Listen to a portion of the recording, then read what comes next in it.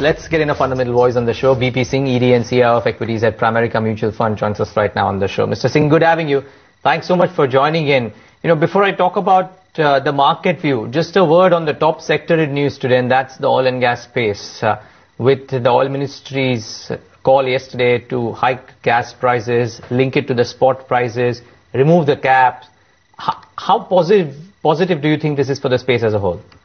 Well, it's definitely a positive decision because we have crossed the threshold, and so therefore some decision making has started.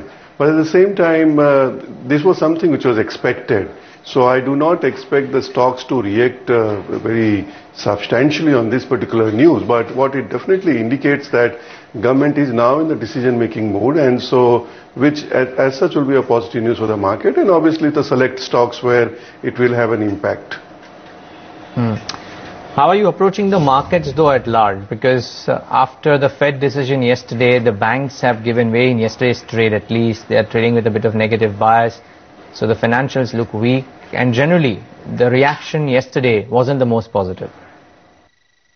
Well, there are some factors which we'll have to keep in mind to make a view on the market. Now, the number one, the Fed tapering which has taken place. Now, obviously, it's not going to be the repeat of what happened in June and July because RBI is much better prepared with the $32 billion FCNR deposit which we have collected. So, we have borrowed from the market to protect our currency. However, we cannot ignore the fact that the other emerging economy currencies are going to weaken. Like last night, the Turkey lira actually was made a new low. So you will find that various other currencies which will be depreciating. India cannot remain isolated and continue to hold on to its currency. So we will have an impact on our currency. And when that takes place, obviously, it will have an impact on the economy as well as on the investors who are putting money. The point number two is, if you see the inflation in the Indian economy at this point in time is slightly above the comfort level. And yes, there is a lot of argument going around that it's the food inflation, but let's accept that we have this since last 3 years. And so it can't be just food inflation which is there for the last 3 years. And also, even if it's food inflation, it's definitely affecting the consumer demand at this point in time. So therefore, the scope to allow the currency to depreciate too much is also not there. So we are in a slightly difficult situation, and at that point in time, certain difficult decisions are possible going forward. Point number three is that when we come to this kind of scenario, you will find that the consumption actually starts slowing down. Investment has not yet picked up in the economy. So it's that cusp where the consumption is low, investment is not picked up, your growth, etc. continues to remain slow. Now, market is running ahead of it. Market is factoring a turnaround, which we agree that there is a turnaround possible in the economy, but it is going to take at least 4 to 5 quarters. Now, in the last 2 months, markets have almost discounted a turnaround, whereas there was a turnaround which is on the horizon, but it's a slow process. So therefore, some amount of correction is due in the market, and so we are actually quite defensive at this point in time. And in our opinion, one will need to remain biased in favor of export-oriented stories, in favor of the companies where the leveraging is comparatively low, and the companies where the interest rates hikes, etc., are going to have less impact. So we have kept ourselves reasonably defensive in the portfolio, keeping these aspects in mind, and we believe that the banking stocks probably are not going to be the one to ride on in this particular price. And so therefore what happened yesterday with the banking in something which was as per the expected lines. So let's talk about the defensive pack, considering you're advising clients to stay put there. IT has been charging ahead ever since the Fed decision as well came out, that's yesterday. Do you think that's working with the assumption that now that US growth is picking up, Indian IT would inevitably do well?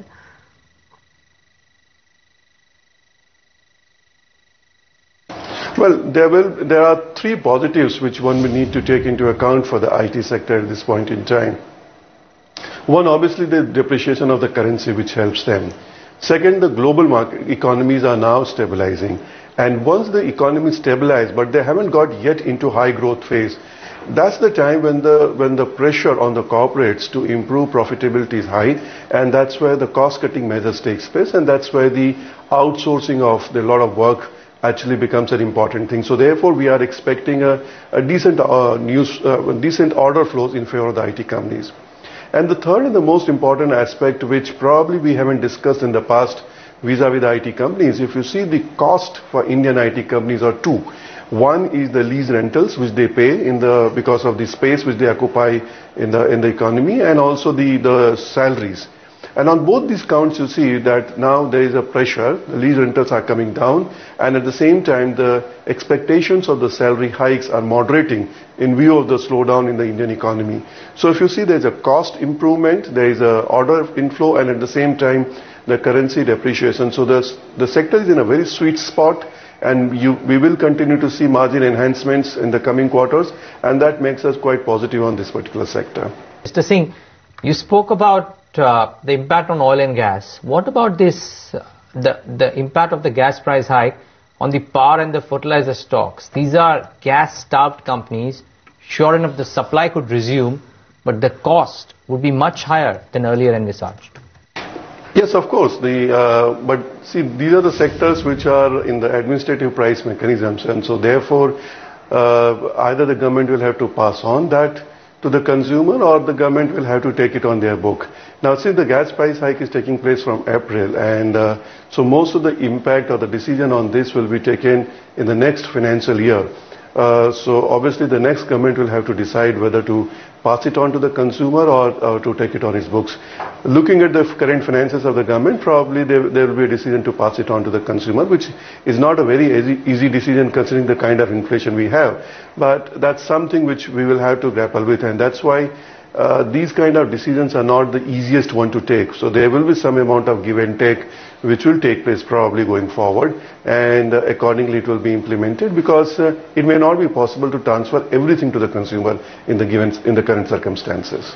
Mr. Singh, you were just mentioning before the break as to how you believe that banks may not be doing all that well from here onwards.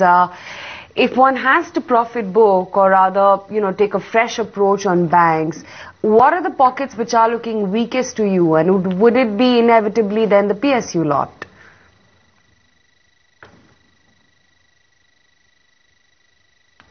Well, some of them, yes, because see, the amount of NPA which are there, or some possibility of some NPA getting created in the coming days.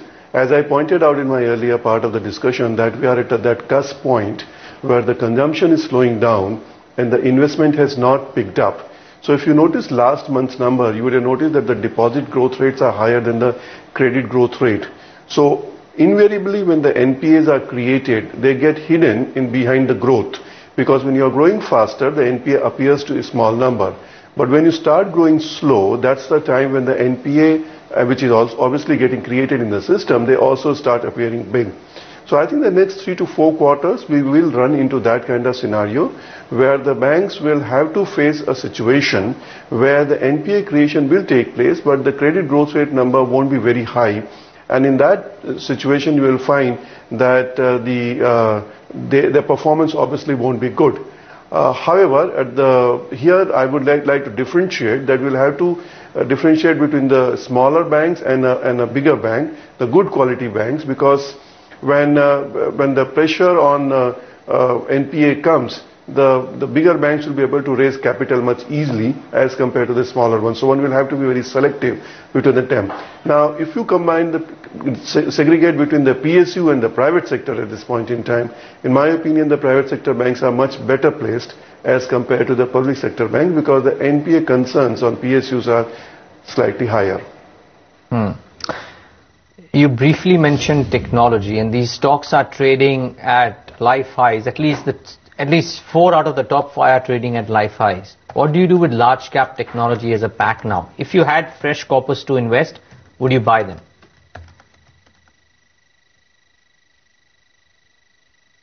Yes, we will still go ahead and buy them if I have a fresh corpus to invest, but I will obviously also start looking at some of the mid caps IT now, because the valuation gap between the large caps and mid caps is very high. And when you run into a situation where when the demand actually improves considerably, you find that that's the time when the clients start looking for alternatives, and that's where the order flow towards in favor of the mid caps also starts increasing. So though I will continue to remain a buyer on the large cap ID companies, but I clearly see a good amount of value for investors in the mid cap IT companies. So in my portfolio, I'll continue to add mid caps, though I will be a buyer on the large caps as well. Mr. Singh, just want your thoughts on the pharma pack and the kind of trading activity that we've seen off late. Not just the frontliners, but the mid caps are the ones which are really on a tear, be it Orchid Chemical, Aurobindo Pharma, Biocon. What is it that you like out of the mid cap pharma pack? Well, see, the real story in pharma is the US generic market. The companies who have the ability to sell their products in the regulated market are the ones who are benefiting not only on account of the demand and the product going after patent, but also because of the rupee depreciation which is taking place. We are seeing in the market that the sentiment has spread to the domestic stocks as well. There are some companies who are just domestic focused, but those stocks have also gone up. Obviously, they don't have any fundamental reason. It's just because the sector is doing well at this point in time. Our focus is on between the large cap and mid cap pharma companies is mainly on the one who are more onto the regulated side, and particularly the one who have the US FDA approved plants or who are into the generics, both generics as well as biogenerics. Those are the kind of companies which we are focused on.